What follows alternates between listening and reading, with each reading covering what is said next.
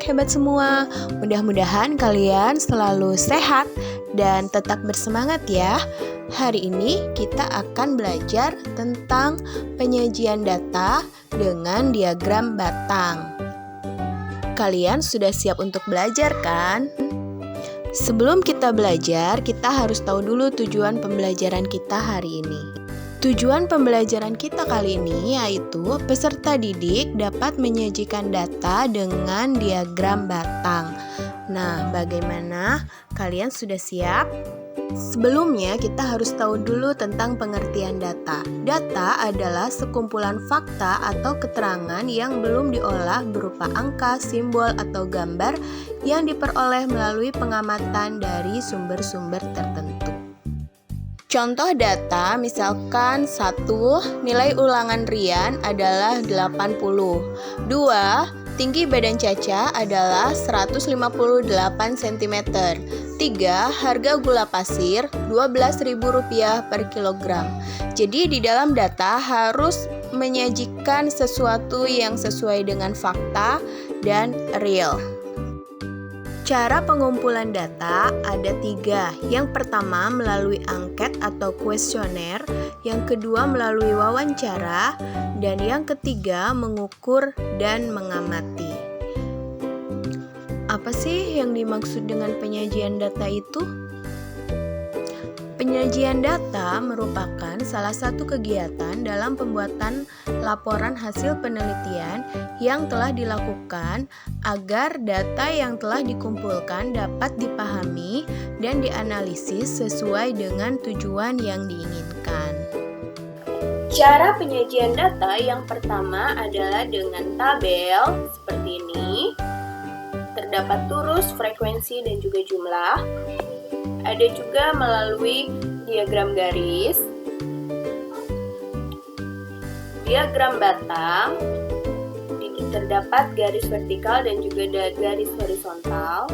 Terus kemudian ada diagram lingkaran. Biasanya di dalam diagram lingkaran menggunakan derajat atau persen. Dan yang terakhir ada diagram gambar atau biasa disebut dengan piktogram. Ini adalah contoh dari diagram gambar.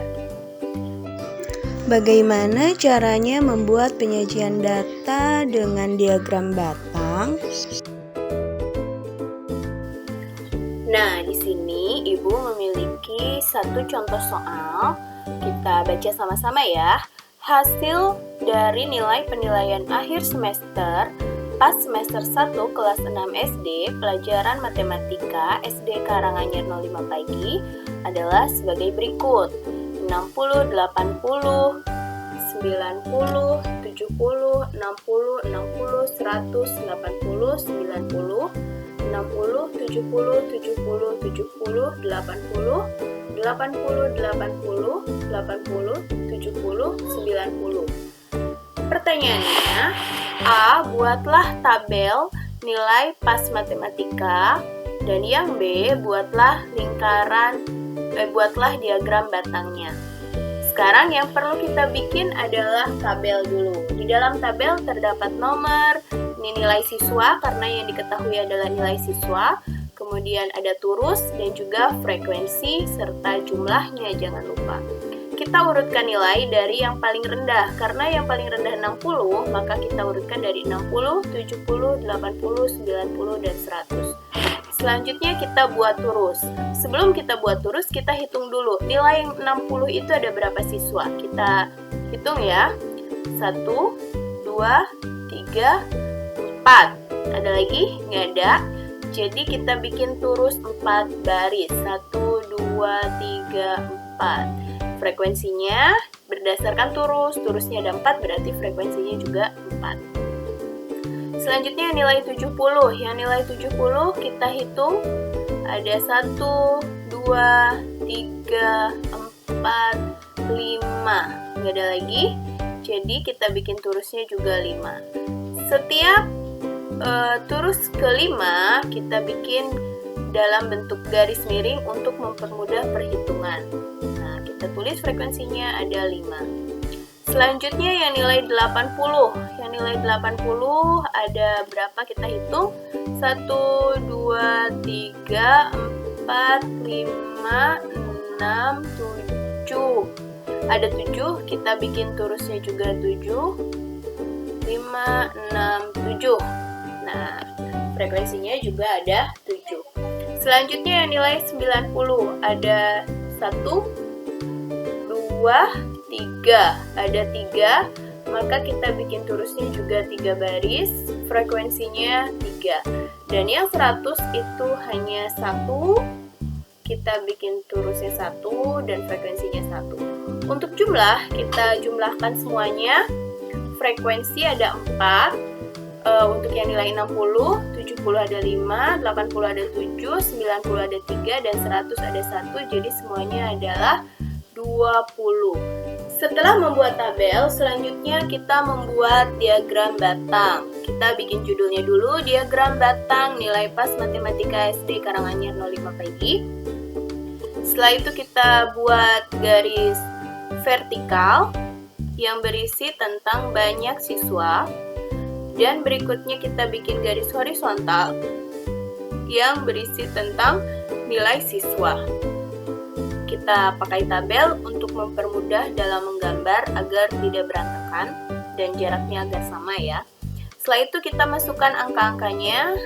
Ini untuk banyak siswa, kita lihatnya dari sini. Kita mulai dari angka 1 dan tidak boleh dilongkap-longkap. Jadi harus urut dari 1, 2, 3, 4, 5, 7. Jadi tidak boleh kalau misalkan di sini ada 1, ada 3, di sini kamu ganti 3, nggak bisa ya. Jadi harus urut dari 1, 2, 3, 4, 5 dan seterusnya. Setelah kita membuat garis vertikalnya, sekarang kita ke garis yang horizontal. Nah, kita masukkan di sini nilai siswa. Karena nilai siswa terendah dari 60, maka Ibu ambil dari angka 60. 60, 70, 80, 90, dan 100. Setelah seperti ini, kita tinggal membuat gambar diagram batangnya. Kita lihat angka 60. 60 itu siswanya ada 4. Berarti kita bikin diagram batangnya di 60 itu sampai angka 4. Seperti ini. Paham ya? Kemudian yang 70 itu sampai 5. Kita bikin sampai angka 5. Nah, 80 ada 7, berarti kita sampai bikin barisnya sampai ke sini nih. 7. Dan 90 hanya ada 3, berarti kita sampai sini barisnya. Dan yang 100 hanya ada 1, kita sampai sini. Nah, begitu kira-kira mengenai cara membuat penyajian data dalam bentuk diagram batang. Bagaimana? Mudah-mudahan kalian mudah memahaminya dan kalian sudah mengerti dengan penjelasan ini. Terima kasih banyak sudah menyaksikan video ini. Semoga video ini bisa bermanfaat ya.